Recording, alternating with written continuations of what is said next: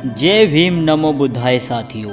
दोस्तों, आपको तो पता ही होगा कि दलित समाज के लोग कभी भी भगवान को नहीं मानते। ऐसा क्यों हुआ था उनके साथ जो भगवान को चमार एवं दलित जाति के लोग क्यों नहीं मानते।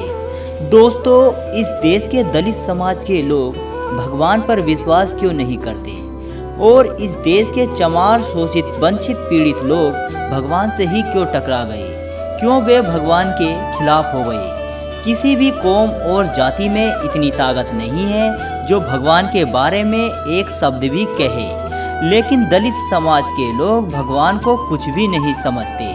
तो ऐसा क्यों करते हैं दलित समाज के लोग? तो दोस्तों, आज के इस वीडियो में हम इसी के बारे में बात करेंगे।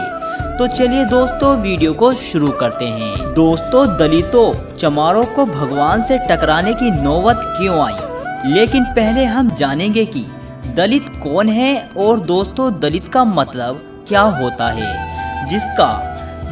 दलित जिसका दलन किया गया हो, जिसको दबाया गया हो, जिसको अछूत कहा गया हो और जिसके साथ अत्याचार किया गया हो, उसी को ही दलित कहा जाता है। दोस्तों, अन्याय शोषण इस देश के यानी कि भारत के शूद्रों के साथ हुआ, अति शूद्रों के साथ हुआ।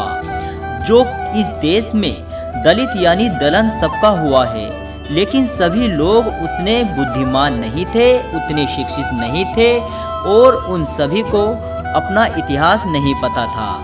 लेकिन इस देश के SC ST समाज के लोगों को अपना इतिहास अच्छे से पता है और साथ ही OBC समाज के लोग 10% ही अपना इतिहास जानते हैं। साथियों, हम भी दलित हैं और हमारा भी दलन हुआ है। दलित का मतलब जाति नहीं है, दलित का मतलब जिसके साथ अत्याचार अन्याय हुआ हो। तो दोस्तों, शूद्र समाज की एक जाति है शेड्यूल कास्ट। शेड्यूल कास्ट भगवान को बिल्कुल भी नहीं मानती है।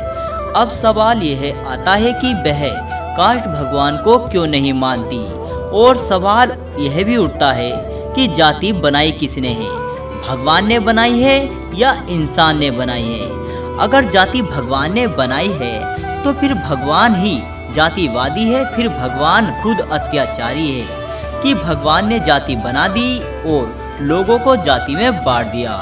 तो इसका मतलब भगवान ही गलत है। तो फिर हम क्यों माने ऐसे भगवान को? अब बात यह भी आती है कि जाति इंसान ने बनाई है तो भगवान कहाँ सोया हुआ था, कहाँ था भगवान?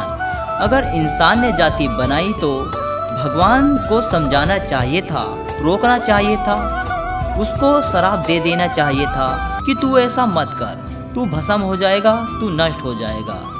जब इंसान लोगों को जाति में बांट रहा था तो भगवान कहाँ सोया था? क्यों नहीं दिखा यह सब उस जाति को? जाति तो पशुओं में होती है, कीड़े मकोड़ों में होती है, सभी जीव जंतुओं में, वनस्पतियों में जाति पाई जाती है। हम उसको देखकर पहचान सकते हैं कि यह भैंस है, यह गाय है और यह नीम का पेड़ है और यह सेब का पेड़ है।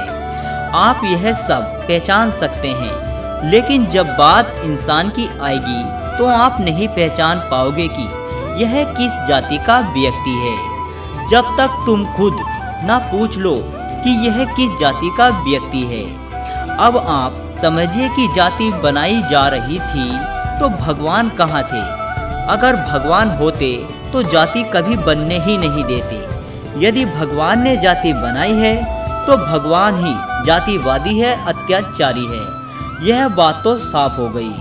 अब बात करते हैं दूसरे मुद्दे पर कि जाति बनाने के बाद इस देश के शूद्रों और अति शूद्रों पर अत्याचार हो रहा था। जब उन लोगों को गुलाम बनाया गया, जब उनके कमर में झाड़ू और गले में हांडी बांधकर घुमाया गया, जब उनको घर से बेघर किया गया, उनको पढ़ने के लिए शिक्षा नहीं दी गई और उनके साफ पानी पीने को नहीं दिया गया, जब उनकी बहन बेटियों की इज्जत आबरूओं को लूटा जा रहा था, जब उनके साथ जानवरों से भी बदतर सलूक किया जा रहा था, तो उस समय में भगवान कहाँ सोया हुआ था? कहाँ थे भगवान?